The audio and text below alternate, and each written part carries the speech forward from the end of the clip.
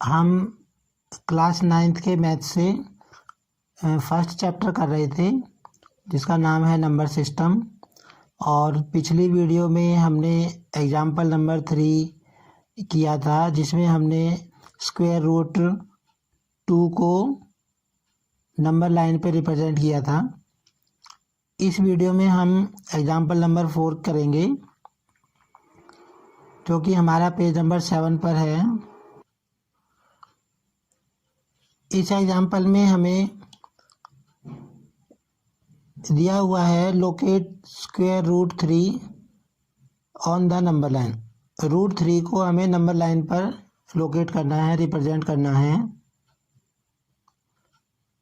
तो रूट 3 को number line पर रिप्रेजेंट करने के लिए हमने एक लाइन स्केल से खींच ली है और इसके ऊपर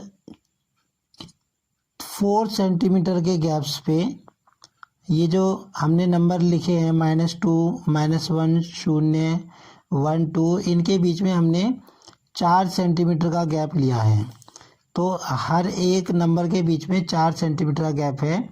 ये थोड़ा बड़ा हमने इसलिए लिया है ताकि जो डायग्राम हमारा बनेगा उसमें हम जब प्रकार चलाएंगे कंपास तो उसके लिए थोड़ी सी हमें जगह मिल जाए। अगर हम 1-1 सेंटीमीटर का गैप लेंगे तो उसमें कंपास चलाने में आसानी नहीं रहती। तो हम एक नंबर लाइन खींच लेंगे और इस पे हमने इधर 0, 1, 2 और इधर माइनस के नंबर होते हैं हमारे। तो सबसे पहले हम जो ये 0 वाला है इसको हम पॉइंट O नाम दे देंगे। ये हमारा पॉइंट O है। और जहाँ पर 1 मार्क है इसको हम A नाम दे देंगे पॉइंट को। और सबसे पहले हम क्या करेंगे, जो A पॉइंट है इसके ऊपर हम 90 डिग्री का एंगल बनाएंगे यहाँ पर। तो 90 डिग्री का एंगल बनाने के लिए हमें पता है कि सबसे पहले हमें एक आर्क खींचनी होती है 180 वाली और फिर इसको यहाँ पे हम काटते हैं। तो ये हमने 90 डिग्री का एंगल इस पे बना दिया और इसको अब हम मिला देंगे।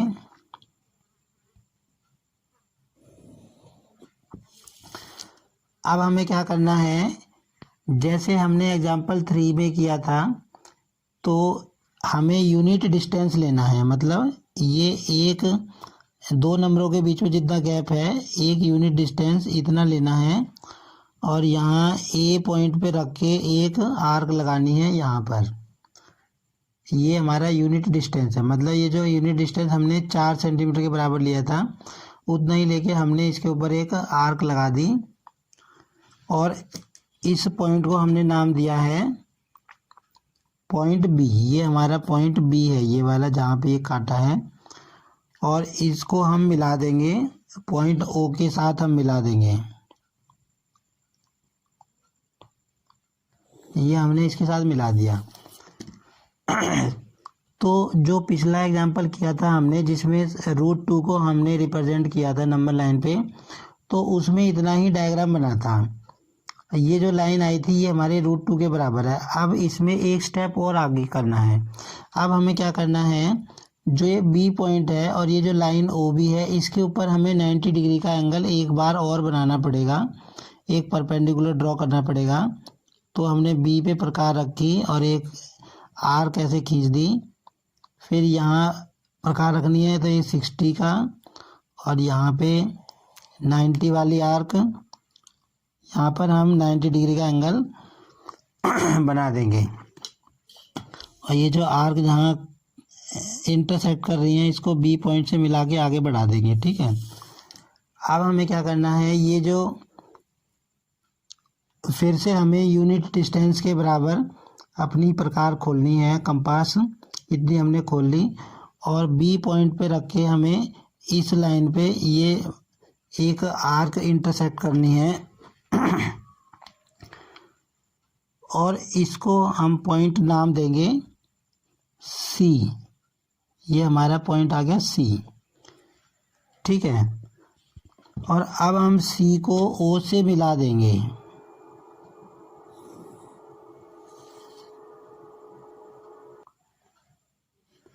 अब ये जो हमारी OC बनी है यही इसकी लेंथ ही हमारी √3 के बराबर है। ये कैसे √3 है इसको अभी हम थोड़ी देर बाद देखेंगे। तो हम लास्ट स्टेप क्या करेंगे, ओ और सी के बराबर हम अपनी कंपास खोल लेंगे और इसके बराबर आर्क जो है इस नंबर लाइन पे हम मार देंगे, ठीक है।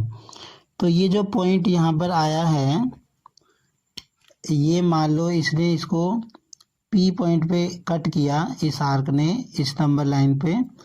तो ये जो ओ से लेके पी तक का डिस्टेंस है ये वाला ये जो है √3 के बराबर है, ठीक है। तो जो पॉइंट पी है नंबर लाइन पे वो कोरस्पॉन्ड कर रहा है किसको, √3 को कोरस्पॉन्ड कर रहा है। हमने क्या किया, ओ से सी तक प्रकार खोली और इसको एक आर्क ऐसे हम लाए जो हमें हमारी नंबर लाइन को पी पे जिसने इंटरसेक्ट किया और ओ पी हमारा √3 हो गया। तो अब हम स्टेप ऑफ कंस्ट्रक्शन देख लेते हैं हमने क्या क्या किया। तो सबसे पहले हमने क्या किया, we construct a right angled triangle O A B in which O A and A B are equal to unit length. जैसे कि पिछला एग्जाम्पल हमने किया था, थर्ड एग्जाम्पल। तो हमने सबसे पहले क्या किया, ओ ए बी एक राइट एंगल ट्रायंगल बनाया जिसमें ओ ए और ए बी की लेंथ कितनी है, यूनिट लेंथ है। देखो ये 0 से लेकर 1 तक का यूनिट लेंथ होगी, मतलब 1 होगी इसकी लेंथ, और ये भी हमने 1 लेंथ ली थी। तो ओ ए और ए बी 1 लेंथ लेके, यूनिट लेंथ लेके हमने एक राइट एंगल ट्रायंगल बना दिया। उसके बाद सेकेंड स्टेप में हम क्या लिखेंगे, now construct a right angled triangle O B C taking B D equal to unit length. फिर हमने क्या किया कि ओ बी सी एक राइट एंगल ट्रायंगल बना दिया ओ बी को बेस लेके, ठीक है। जहाँ पर बी सी हमने क्या लिया है, बी सी हमने यूनिट लेंथ लिया है।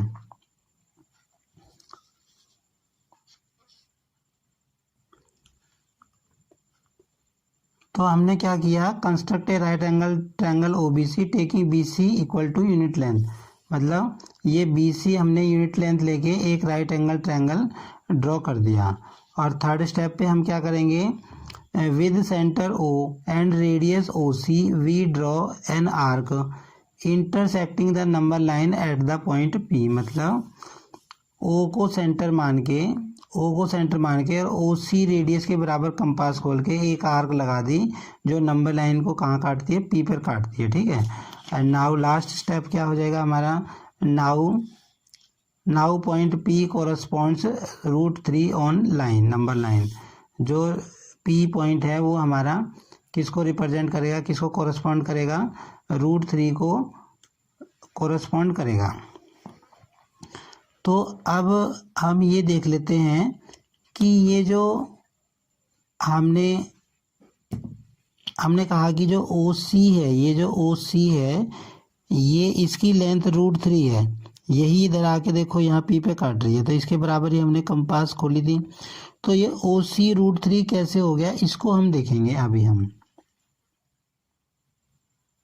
तो देखो सबसे पहले हमने क्या किया था, ये हमने सबसे पहले एक यूनिट लेंथ का एक राइट एंगल ट्रायंगल बनाया था सबसे पहले, है ना।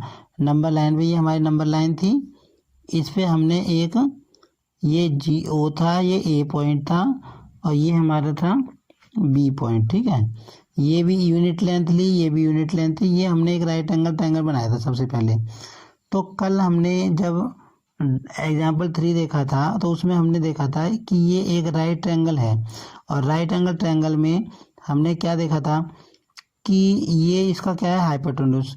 और पाइथागोरस थ्योरम से हम क्या जानते हैं कि हाइपोटेन्यूज का स्क्वायर किसके बराबर होता है, बेस का स्क्वायर प्लस परपेंडिकुलर का स्क्वायर, ठीक है। अब बेस भी मेरा 1 है और परपेंडिकुलर भी 1 है, तो 1 का स्क्वायर प्लस 1 का स्क्वायर, तो 1 का स्क्वायर 1 आएगा, 1 का स्क्वायर 1 आएगा, तो h का स्क्वायर, तो h क्या आ जाएगा मेरा, h स्क्वायर इक्वल टू 2 आ गया, और h इक्वल टू क्या आ गया, √2। मतलब ये जो चीज़ आई है ओ बी, इसकी लेंथ कितनी है, स्क्वायर √2 है, ठीक है। अब मैंने फिर इससे एक स्टेप और आगे किया। ये तो हमने कल जो एग्जांपल किया था थर्ड, जिसमें रूट 2 को रिप्रेजेंट करना था, वो हमारा इतना हो गया था। अब आज वाले एग्जांपल में हमने क्या किया, इसके ऊपर एक यूनिट लेंथ परपेंडिकुलर डिस्टेंस लेके एक और राइट एंगल ट्रायंगल बना दिया। मतलब ये भी हमने क्या लिया, यूनिट डिस्टेंस लिया OBC। मतलब तो इसकी लेंथ तो होगी हमारी रूट 2 अभी निकाली हमने, और इसकी होगी 1। तो ये भी एक राइट एंगल ट्रायंगल है। अगर इसमें हम पाइथागोरस लगाएं तो क्या होगा, देखो इसमें OC मेरा क्या है, हाइपोटेन्यूस है OC, और OB क्या है, बेस है, और BC क्या है मेरा, परपेंडिकुलर। तो हाइपोटेन्यूस का स्क्वायर इक्वल टू बेस का स्क्वायर प्लस परपेंडिकुलर का स्क्वायर। तो OC मुझे निकालना है, ठीक है।